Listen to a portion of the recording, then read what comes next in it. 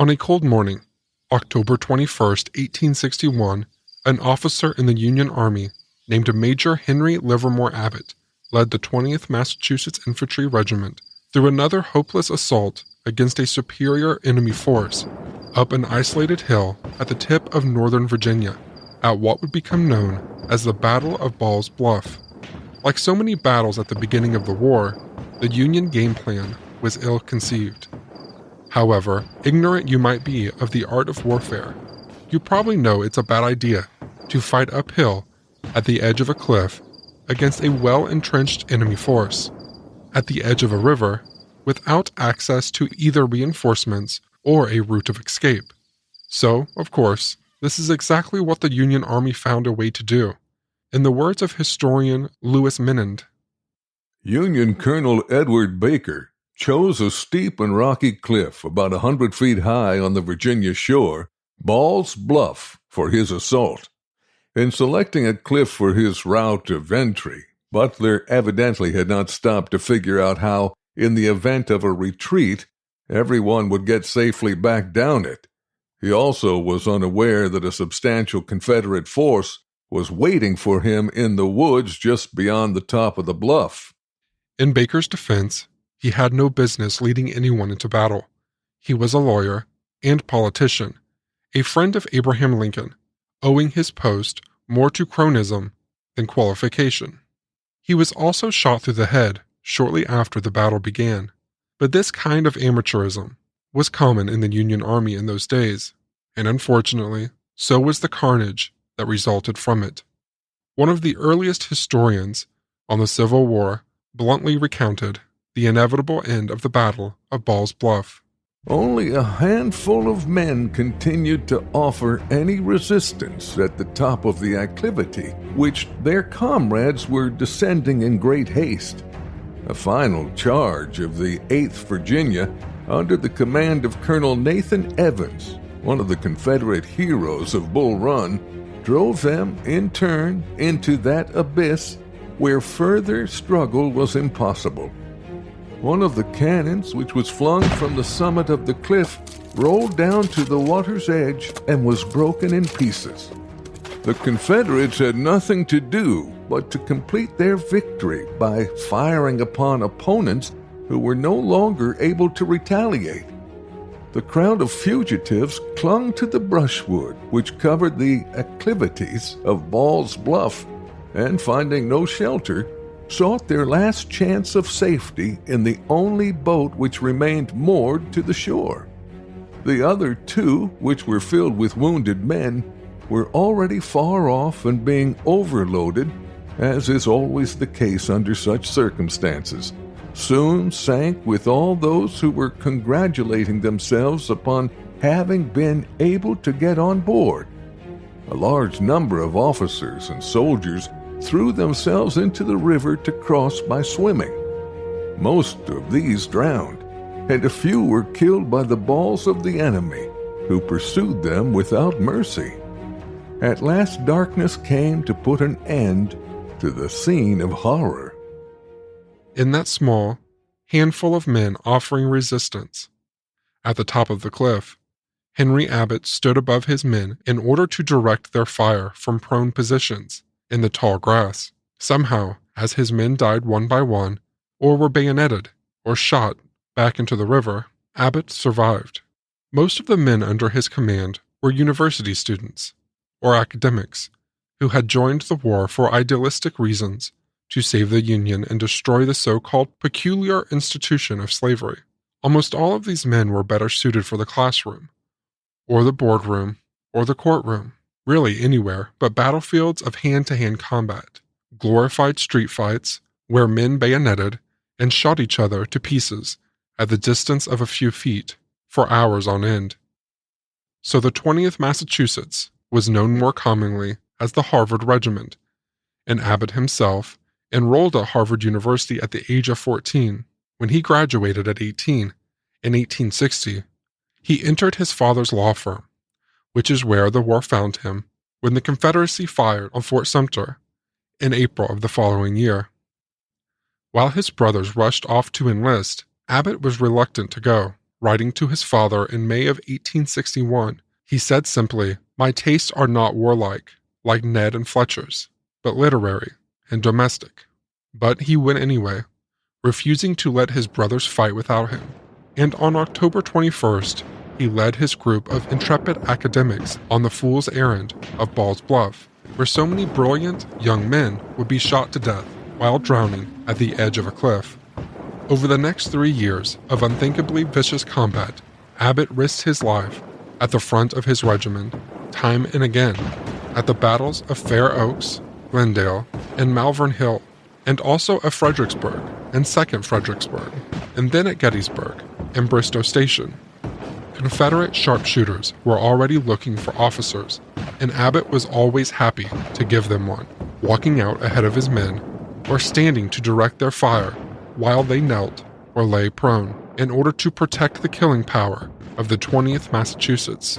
In the crowded battlefields of the late Civil War, this was a death wish, and when a Confederate bullet finally hit his chest at the Battle of the Wilderness on May 6, 1864, the only surprise was that it hadn't happened sooner.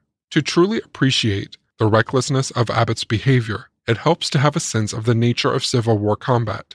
It was horrible beyond comprehension. From the time of his appointment as commanding general of the U.S. Army, General Ulysses Grant's battle plan was simply to create carnage wherever he could, to draw Lee's elusive armies into head-to-head, toe-to-toe, hand-to-hand combat until the bodies piled up. It was a simple campaign of attrition. Lee would run out first. The historian Louis Menand describes the result of this approach in a scene from the so-called Bloody Angle of Spotsylvania. In a small space along the breastworks of Confederate trenches, in the pouring rain, the two sides had fought hand to hand continuously for 18 hours in a kind of blood frenzy. Men thrust bayonets through the logs or jumped onto the barricade and fired into the mass of soldiers below until they were themselves shot down. A tree 18 inches thick was completely severed by bullets.